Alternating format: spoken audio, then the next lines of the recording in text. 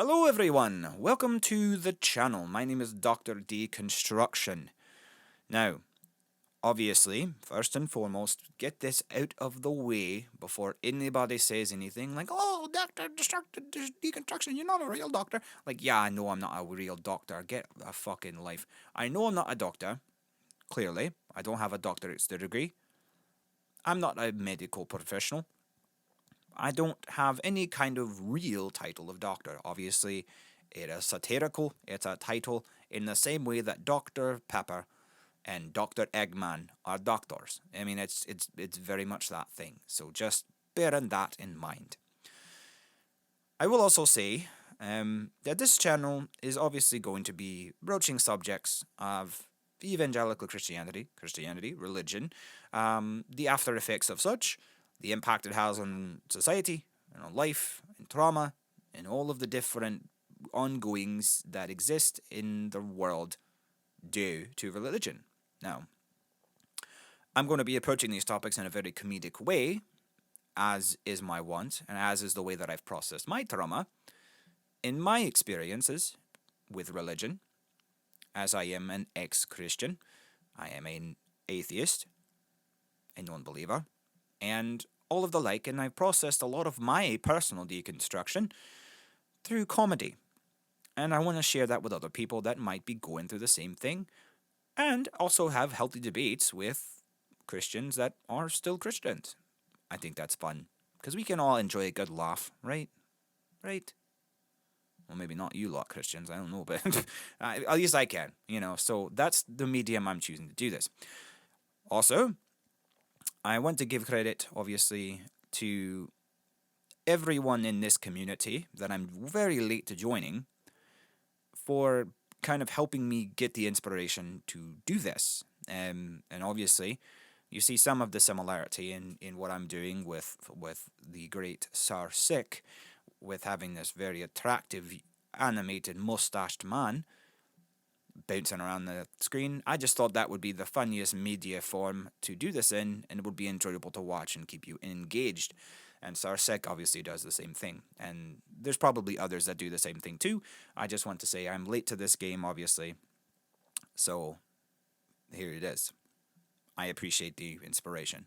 And I draw other inspiration from many other channels through here, and actually quite a few of them helped me through my own personal deconversion. Paulogia and Cosmic Skeptic and Vice Torreno and all those guys, Aaron Raw and people like that.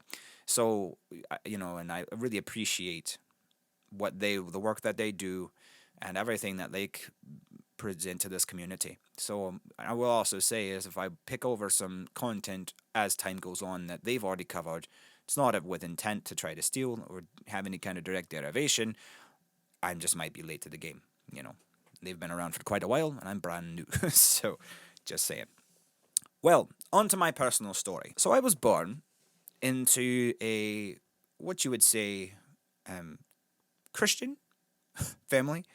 From the very ripe early age, I was kind of cast into the system and was told I was going to burn in hell and I'm a sinner by nature and I was, born with all of this evil in my body and subsequently, if I don't accept the Lord and Savior Jesus Christ into my life and I profess my entire existence to Him, to live my entire life in servitude of Him, then I will be cast into a fiery pit of hell where I will burn and scream and be tortured for all actual eternity.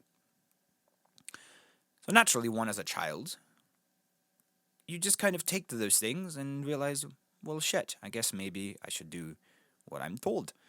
And it was a hard process for young Dr. D to go through, and eventually, I got saved. And I remember this very vividly, is that the day that I walked up to the altar when, all of the emotional ambient music was playing and people were talking all sad and people crying and the whole nine, creating that atmosphere. I remember as a young boy, as I went up there and just kind of knelt down and started, pretending I was praying, whatever I thought was praying. And then somebody came along and helped me and Hey, do you profess to this? Do you want to do this? Do you blah, blah, blah, and it's gone to God, God, this, that, and the other, saving you. Okay, now you're saved. And then it's announced in front of God, literally, God and everybody. And there you go. And I remember questioning at a very young age, why did I do that? Why? What is this meaning? Why does this have significance? Um, and it just kind of carried on to be something that I just did. I just did. I believed in God because that was what I was told by all my family. Um, and as I got older, as a young boy, as a teenager, I kind of started broaching the subject internally with me, and I was like, do I actually believe this?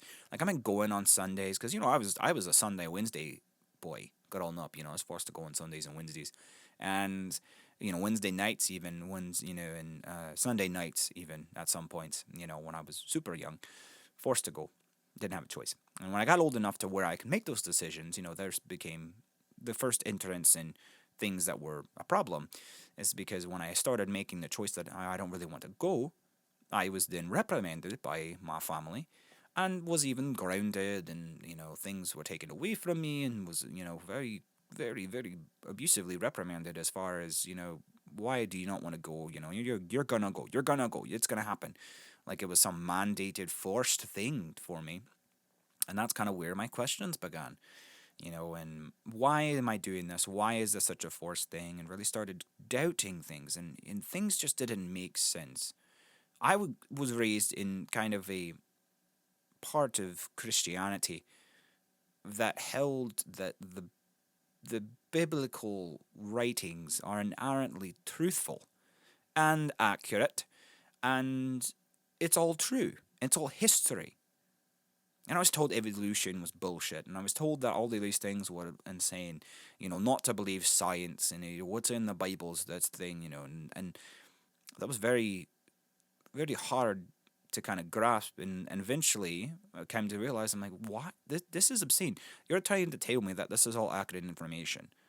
The flood, and somehow Jesus doing multiplication tables and making the five loaves two fish story and the whole nine, and water to wine, all of this fucking insane acts of magician Chris Angel, David Blaine stuff.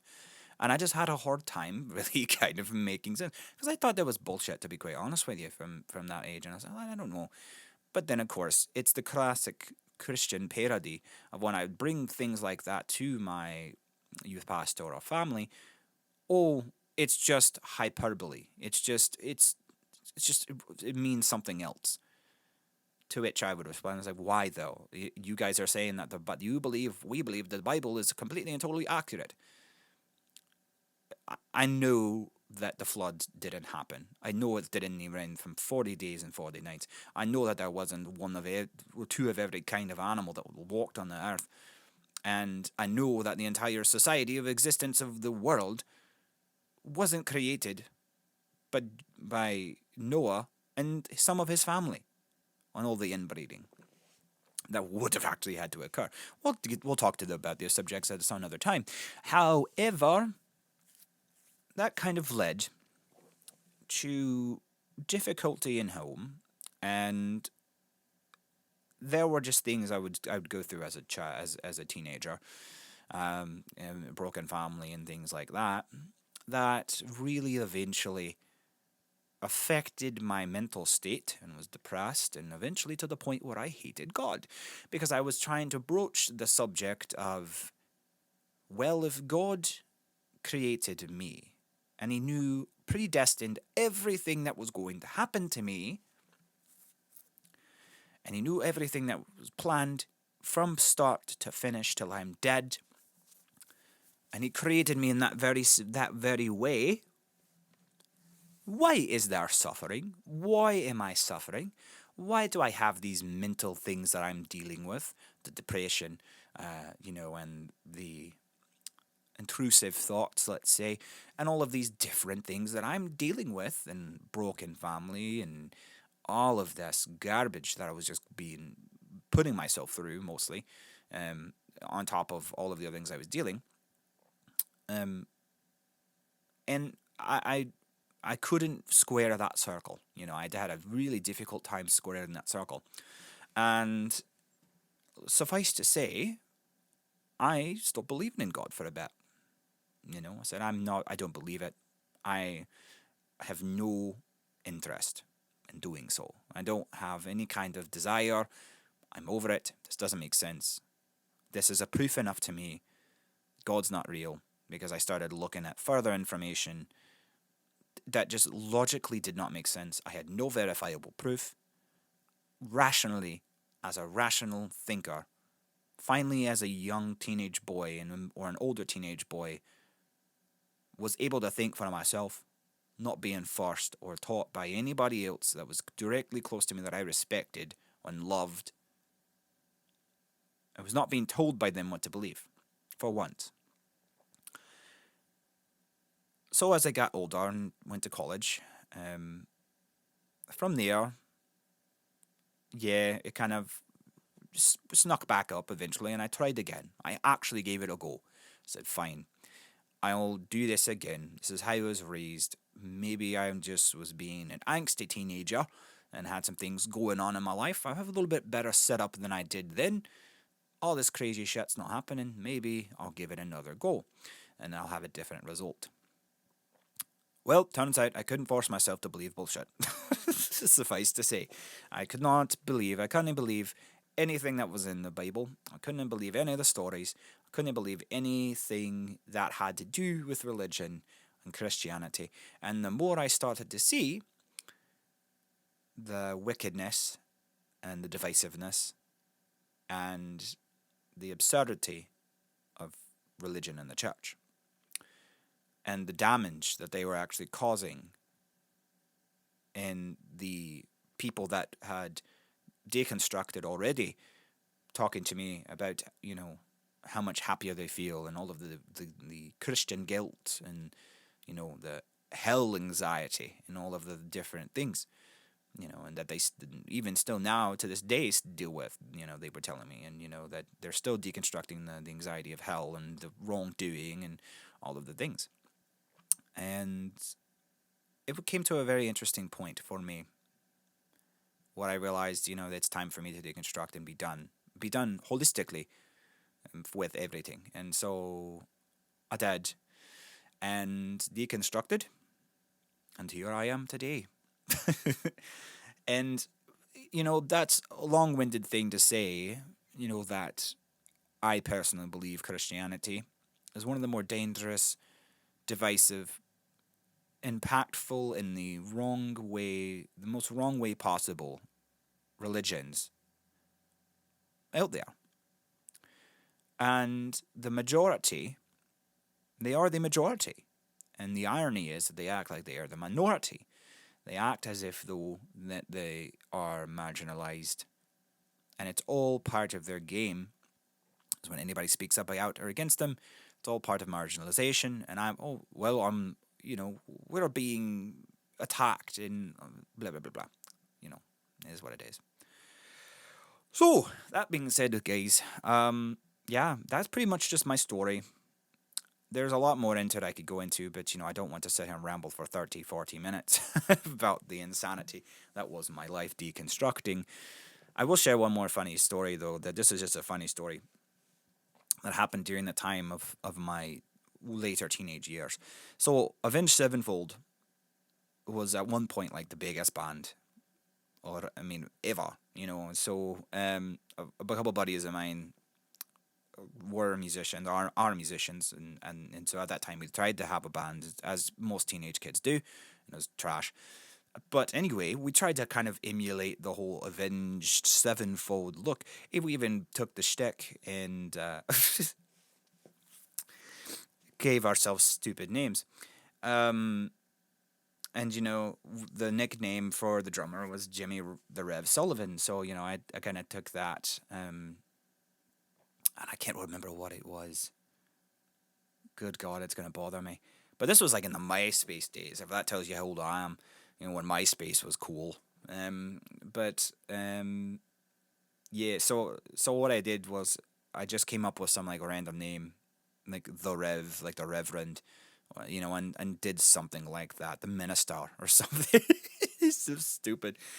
And my youth pastor sat me down, and I remember this vividly, and I will never forget this as long as I fucking breathe. That he sat me down, we had a very serious conversation, and said, "This is not funny. This is very, very serious. This is not at all funny. God does not want that. You shouldn't pretend to be someone put in the church. It's sacrilegious," and just really tried to make it as serious as he possibly could. And I couldn't help but laugh at him. And I felt guilty, obviously, because it was just like, oh no, I'm in trouble. When really I wasn't in trouble. I was just sent to the fucking principal's office of the church, which is the equivalent, of just slapping somebody on the wrist. Like, who cares? But I just remember that was one of the funniest instances of like Christianity reprimanding me just for being a teenager, being silly, fucking insane and hysterical. But yeah, that's kind of the very low lying level basis of my deconversion. And from here, obviously, the floodgates will open.